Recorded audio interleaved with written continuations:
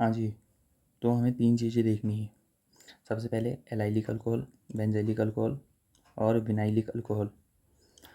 अब देखो, जिसमें दिक्कत आती है कि डबल बॉन्ड कहाँ लगाना है, कितने कार्बन है, वो आती है एलाइलिक और विनाइलिक अल्कोहल्स के केस में। बेंज़ाइलिक अल्कोहल सिंपल है, तो सबसे पहले सिंपल वाला देखेंगे, बेंज़ाइलिक अल्कोहल। बेंज़ाइलिक अल्कोहल्स, बेंज़ाइलिक अल्कोहल बनाने के लिए जैसे कि नेम में आ रहा है बेंजीन, तो बेंजीन बनाई, कार्बन और OH।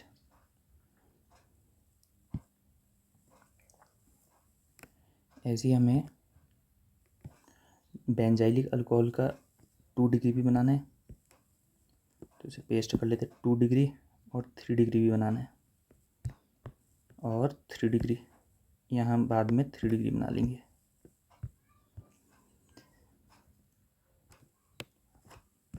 अब क्या करना है, कार्बन की वैलेंसी सेटिस्फाई कर देनी है। H2 लगा दिया। जो बेंजाइल कार्बन है, ये बेंजाइल कार्बन है, बेंजीन के बाद जो लगा होगा वो बेंजाइल कार्बन है, तो ये बेंजाइल कार्बन है, बेंजाइल कार्बन।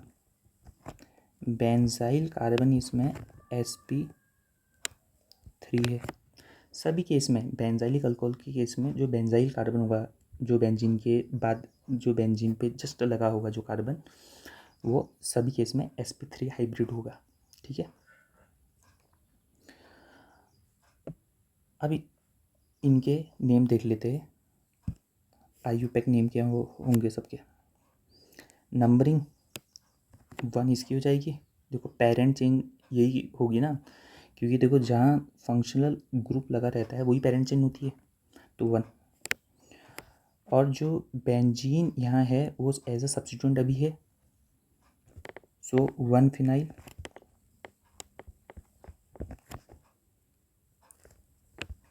Methane knoll.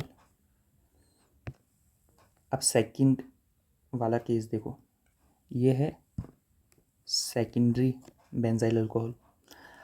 अब जो बेंजाइल कार्बन है, यहाँ हाइड्रोजन रिमूव करते जाओ और इसमें एल्काइल ग्रुप लगा लो, मिथाइल, इथाइल, प्रोपाइल, कुछ भी लगा सकते हो तुम। तो हम सिंपल वाला लगा लेते हैं। ठीक है, ये बेंजाइल कार्बन पे 2 हाइड्रोजन थे, एक हाइड्रोजन हटा के एक एल्काइल ग्रुप लगा लिया, मिथाइल ग्रुप लगा लिया सपोज इसमें। IUPAC नेम की बात करें तो नंबरिंग 1 और 2, सो 1 फिनाइल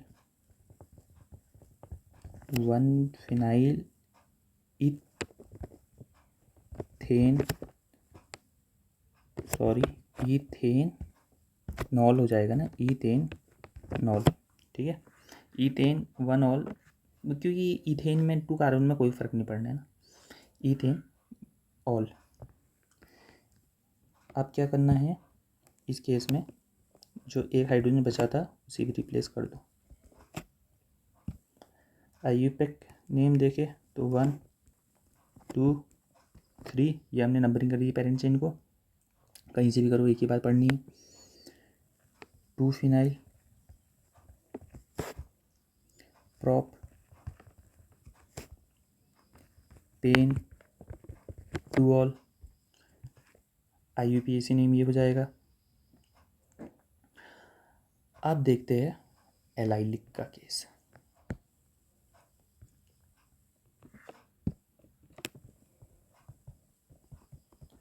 एलाइलिक अल्कोहल्स, देखो एलाइलिक में क्या आ रहा है, A आ रहा है। A 3 लाइन से बनता है, देखो 1 2 और बीच वाली 3, तो 3 कार्बन बना लो पहले, तो 1 2 और 3 और फिर OH। जो टर्मिनल कार्बन दिख रहे हैं उनके बीच में आपस में डबल बॉन्ड लगा दो, फिर सिंगल और सिंगल, वैलेंसी सेटिस्फाई कर लेंगे। ये जो है 1 डिग्री बन गया, 1 डिग्री एलाइल अल्कोहल। अब जो ये कार्बन दिख रहा है ना, जो OH के साथ डायरेक्टली अटैच है, इसे कहते हैं एलाइल कार्बन। एलाइल कार्बन, यहाँ भी ये sp3 हाइब्रिड ही है, और ये वाला है sp2 और ये वाला sp2। ठीक है। नेम की बात करें इसकी, तो नंबरिंग यहाँ से होगी, फंक्शनल ग्रुप पास पड़ रहा है, सेकंड कार्बन, फिर ये हो जाएगा third carbon. So name prop 2 in 1 all। ऐसी 2 डिग्री या सेकेंडरी एलाइलिक अल्कोहल से भी बना सकते हैं। करना वही है, एलाइल कार्बन से हाइड्रोजन रिप्लेस करो और एक एल्काइल ग्रुप उसमें इंसर्ट कर दो।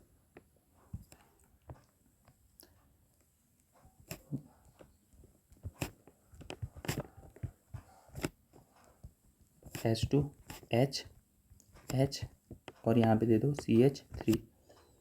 ऐसे ही हम 3 डिग्री भी बनाएंगे, 3 डिग्री यहाँ बना लेंगे।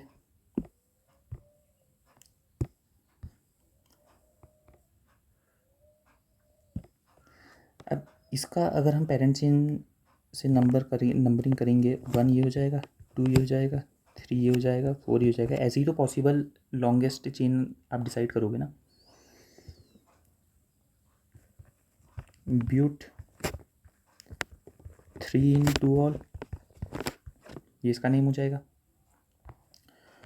और अब अगर हमें 3 डिग्री बनाना है, 3 डिग्री में एलाइल कार्बन का अगेन रिप्लेस करो हाइड्रोजन और इंसर्ट करो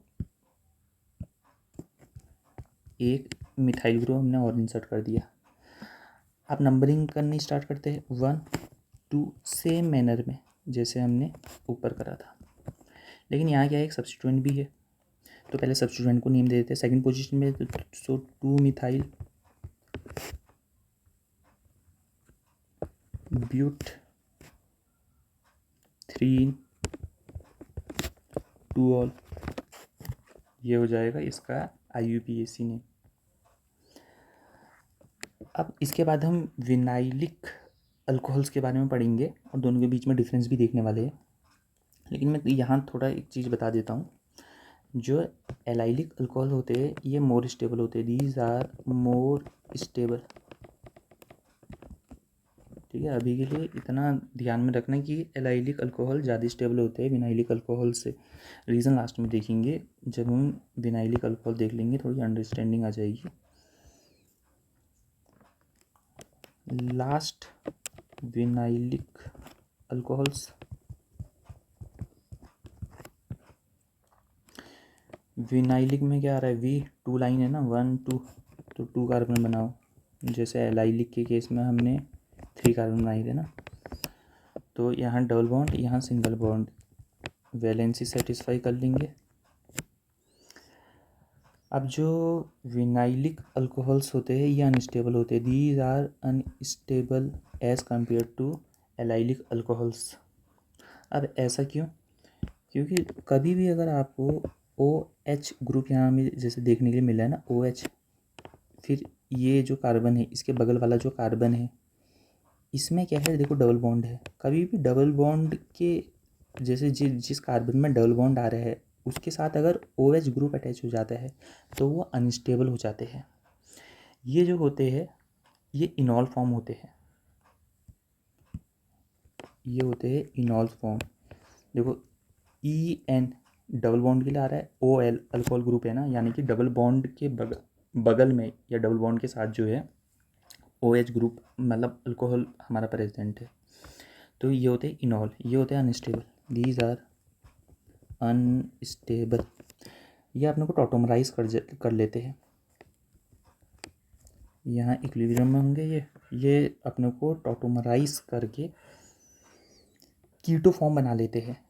कीटो फॉर्म मतलब जो OH है इसका जो हाइड्रोजन दिख रहा है ये हाइड्रोजन यहाँ से यहाँ भेज दो, टर्मिनल कार्बन पे भेज दो, और यहाँ एक कार्बोनिल ग्रुप इंट्रोड्यूस कर दो, यहाँ कार्बोनिल ग्रुप इंट्रोड्यूस हो जाएगा, मतलब इसका ही कार्बोनिल ग्रुप बन जाएगा, कहने का मतलब ये है। तो यहाँ जो हमने बना रखा है स्ट्रक्चर, इसके केस में जो इसका कीटो फॉर्म बनने वाला है वो एसिटाल्डिहाइड है। बाकी चीज़ें मैंने बताई दी है। देखो CH2 था, ये H3 हो जाएगा, सिंगल बॉन्ड कार्बन। अच्छा, डबल बॉन्ड को सिंगल बना देना आपको। और इस कार्बन पे कार्बोनिल ग्रुप कर दिया इंट्रोड्यूस, और हाइड्रोजन। ये हाइड्रोजन इसका नहीं है, ये वाला हाइड्रोजन नहीं, ये तो यहाँ से ले गया था।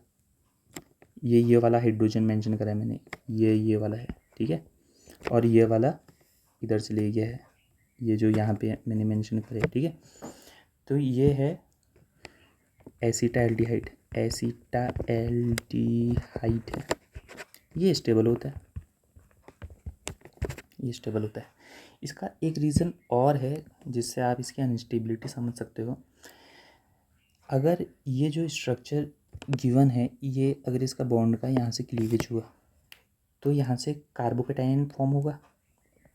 देखो CH2 CH, यहाँ पे प्लस चार्ज आएगा, ये कार्बोकेटायन फॉर्म हुआ है। अब अगर ये कार्बोकेटायन, अगर आप देखो कार्बोकेटायन, इसमें रिजोनेंस कहीं दिख रहा है क्या? रिजोनेंस पॉसिबल नहीं है ना। देखो कार्बन कार्बन डबल बॉन्ड, और इसी कार्बन पे क्या है, प्लस चार्ज, तो रिजोनेंस यहाँ हो नहीं सकता है। सो यहाँ रिजोनेंस पॉसिबल नहीं होता है, नो रिजोनेंस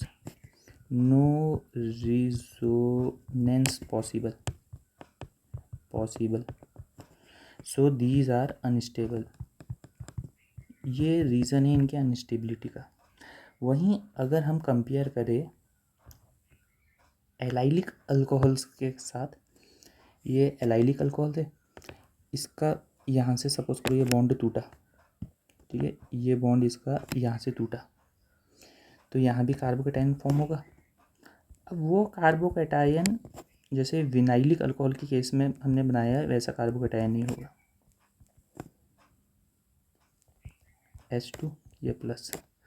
अब ये कार्बोकेटायन पिछले वाले से डिफरेंट क्यों है, विनाइलिक अल्कोहल के उससे डिफरेंट क्यों है? क्योंकि अगर यहाँ देखो ना तुम, देखो carbon carbon double bond, vinylic के केस में प्लस चार्ज इसी कार्बन पे आ जा रहा था, लेकिन इस केस में देखो यहाँ क्या है, सिग्मा, और यहाँ पे क्या है, कार्बन, इस कार्बन पे प्लस आ रहा है, यानी कार्बन डबल बॉन्ड कार्बन के बगल वाले कार्बन पे प्लस चार्ज आ रहा है, तो यहाँ रिजोनेंस हो सकता है। देखो ये पाई बॉन्ड दिख रहा है आपको, ये पाई इलेक्ट्रॉन सिग्मा, और यहाँ फिर प्लस आ रहा है, तो यहाँ रिजोनेंस पॉसिबल है। सो जो ये कार्बोकेटायन है, इसमें हमें रिजोनेंस देखने के लिए मिलती है, यहाँ रिजोनेंस पॉसिबल है, ठीक है, रिजोनेंस पॉसिबल है। और यही रीज़न है, अगर रिजोनेंस होगी, रिजोनेंस हमें पता है स्टेबिलिटी एनहेंस करती है, तो इसलिए हमारे एलाइलिक अल्कोहल्स की जो स्टेबिलिटी होती है वो ज़्यादा होती है विनाइलिक अल्कोहल्स के कंपैरिजन में। तो ये है पूरा मामला।